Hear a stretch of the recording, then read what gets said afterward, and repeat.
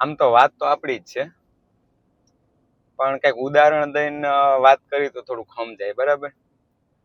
તો પ્રવીણભાઈ એકવાર એને બારગામ જવાનું થયું ટૂરમાં, 3-4 દિવસ માટેની. તો બહાર નીકળ્યા, જેવા બહાર નીકળ્યા તા એને એના ભાઈબંધ મળ્યા, વિનુભાઈ. આ વિનુભાઈ ઉપર ગુરુજીની કૃપા હારી, એને થોડુંક ઝીણું ઝીણું બધું દેખાય. તો વિનુભાઈ પૂછ્યું કે પવા કઈ બાજુ? તો પવાભાઈ કે હું જાઉં 4-5 દિવસની ટૂરમાં. તો કે હવે તું જાસ તો ખરા, પણ આ તડકો ને આ રસ્તાની અંદર તું જોતો ખરા ગરમી કેવડી છે. તારું મને ગાડીનું ટાયર જોયું, એક ટાયર થોડુંક નબળું લાગે છે. એવું તો કામ કરજે, રસ્તામાં ક્યાંક જોવડાવી લઈ જાય આ ટાયર. વળી ક્યાંક ગરમીના લીધે ટાયરમાં કંઈક પ્રોબ્લેમ આવે, એના કરતા એકવાર ચેક કરાવી લઈ જાય. પવાભાઈ કે બરાબર છે, સારું હાલો એમ કરશું, બીજું શું હોય. પછી એમ કરતા કરતા પ્રવીણભાઈ આગળ આવેલા અને એક દુકાન નીકળી ટાયરની ને પંચરની ને 2-3 દુકાનો હોય ગઈ. પછી એને બદલાયું નહીં, કઈ જોયું નહીં, ચેક ન કરાયું. રસ્તામાં પ્રવીણભાઈ ને વિચાર આવ્યો કે આની પેલા હું ટૂરમાં ગયો ને ત્યારે વિચારતો હતો કે મારે છે ને ટાયરમાં થોડોક નબળું તો થઈ ગયું, બદલાવું તો જોઈએ. પણ આ વિનુભાઈ કીધું ને ત્યારે યાદ આવ્યું. એટલે પ્રવીણભાઈ ને વિચાર તો આવ્યો બદલાવાનું હતું ને બીજા ટૂરમાં જાય ત્યારે હું પાછું બદલાવી નાખીશ, પણ બદલાયું નહીં. પાછું વિનુભાઈ કીધું. એમ કરતા કરતા જવા દીધું કે હાલ ને ભાઈ, હાલે હાલવા દઈ એમ. તો આગળ આવેલા ને તો રસ્તામાં આમ આગળ એક ગાડી આવતી હતી ને એની ગાડીનું ટાયર ફાટતા પ્રવીણભાઈએ જોયું. તો જેવું જોયું ને એટલે એમ ખબર પડી કે એ ગાડી પાછી જેવું ટાયર ફાટ્યું ને એટલે ગાડી હેઠી ઉતરી ગઈ, કારણ કે ટાયર ફાટે એટલે તો ગમે થઈ શકે.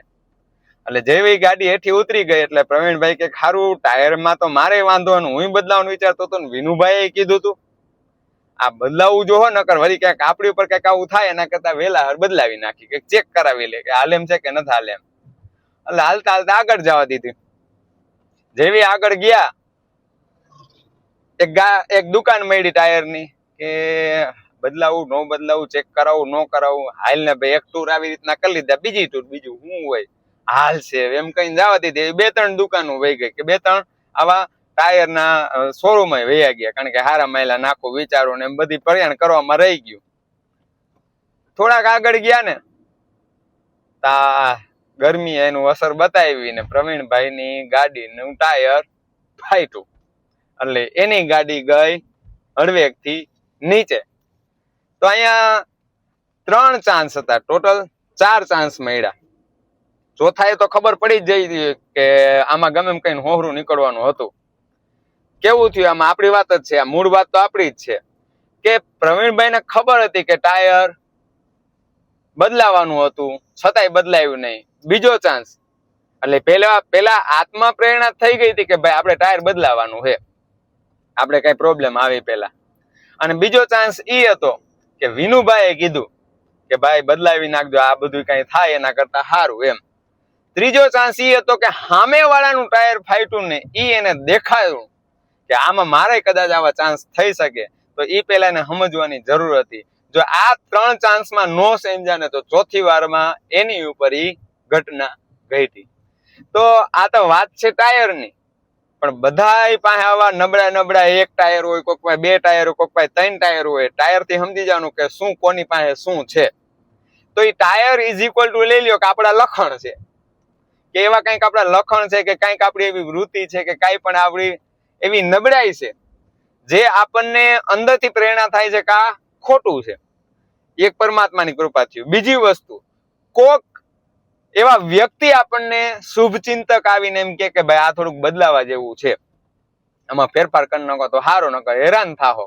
એટલે કે ઈ મિત્ર પણ હોઈ શકે, ઈ કોઈ શુભ ચિંતક અજાણ્યું વ્યક્તિ પણ હોઈ શકે, ઈ આપણા સદગુરુ પણ હોઈ શકે.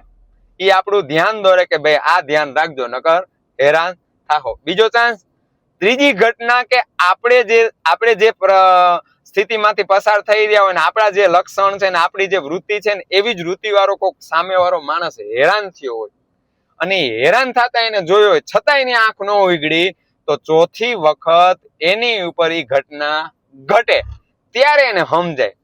તો આપણી પર શ્રી રાજજી મહારાજની એવી કૃપા કે કે આપણા અને અત્યારે પણ જે થઈ રહ્યું છે ત્યારે કદાચ હું તમને વાત કરું છું તો એ એઝ અ સેકન્ડ પર્સન જે વેલ વિશર છે, શુભચિંતક છે ને એ કહી રહ્યા છે કે જોજો આપણું ટાયર થોડુંક નબળું છે, એટલે કે આપણે કાંઈક એક લક્ષણ, કાંઈક આપણી એવી વૃત્તિ છે એ નબળી છે, એને બદલાવાની જરૂર છે, અથવા તો એને કંઈક સત્સંગ રૂપી વચન દ્વારા એનું રિપ્લેસમેન્ટ થવું જરૂરી છે, કાંઈ એનું કંઈક ફેરફાર થઈ જવું જોઈએ, કાંઈ એને કાઢી નાખવાની જરૂર છે. તો આ જ્યાં સુધી નહીં સમજાય ને તો આવી ઘટના માટે કદાચ કોકને હેરાની થવું પડે આપણા માટે કે ભાઈ તમે જે વૃત્તિમાંથી પસાર થાય એવું કોક સામે ઘટના ઘટે ને એમાંથી આપણે શીખવાનું થાય. તો 2 ચાન્સમાં જો સમજાણા નહીં ને તો ત્રીજી કે ચોથી વખતમાં તો આપણી પરી ઘટના ઘટશે. એટલા માટે આપણને સદગુરુ મહારાજની કૃપાથી આવો ચાન્સ મળ્યો છે, સત્સંગમાં મળી રહ્યો છે, આપણા સ્નેહીજનો, આપણા મિત્રો આપણને ક્યાંક ને ક્યાંક આપણું ધ્યાન દોરે જ છે.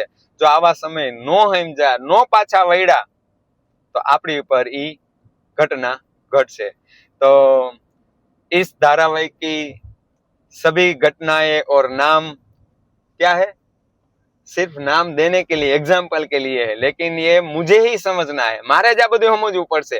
કોઈના નામ ભલે લીધા પણ ઘટના કોની પર ઘટવાના ચાન્સ છે, મારી પર. એટલા માટે વેલાહર સમજી જવાનો સમય છે. બોલો કૃષ્ણ કનૈયા લાલ કી જય.